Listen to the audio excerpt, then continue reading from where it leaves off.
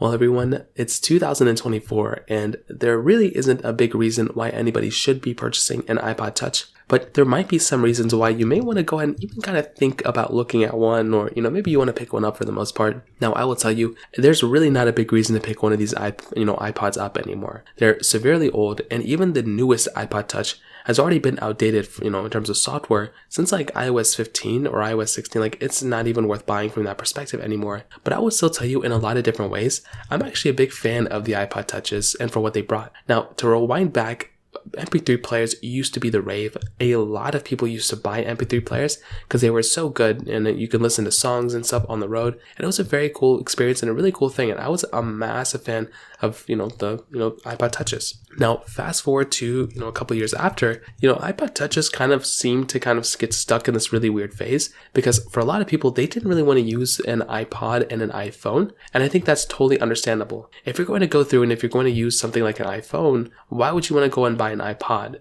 And by the time the iPod Touches were starting to get a little bit old and less people were buying them, most people weren't buying them because their phone could do everything that an iPod Touch could. So why would they go buy an iPod Touch when they can just go buy an iPhone and pretty much have, a very similar experience? So I think that was a very interesting thing that was kind of going on at the same time as well. And personally for me, what I can tell you is that with something like the iPod Touch, I had a lot of good memories with. I personally had one, and I had a pretty good time with it. I was even able to jailbreak mine and able to install some emulators and be able to play some games on the go, which was very cool. But when you kind of think about the last generation iPod Touch, which was the 7th generation iPod Touch that I think came out in like 2019 or 2018 or something, I will tell you, at that moment, it was already kind of, outdated. I was surprised that Apple even made an iPod Touch like that because they could have probably done a little bit of a better job on their iPhones and put more money there. But for a cheap price tag of a, Apple product, it was really good for developers and stuff. If they wanted to throw, it was really the cheapest way to get it, inside of the Apple ecosystem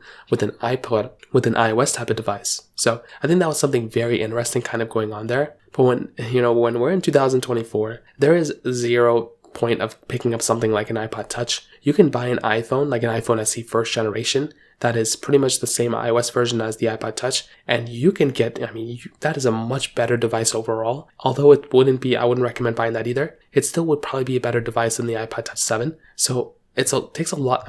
I'll tell you this, there really isn't a big point of buying something like the iPod Touch 7 anymore.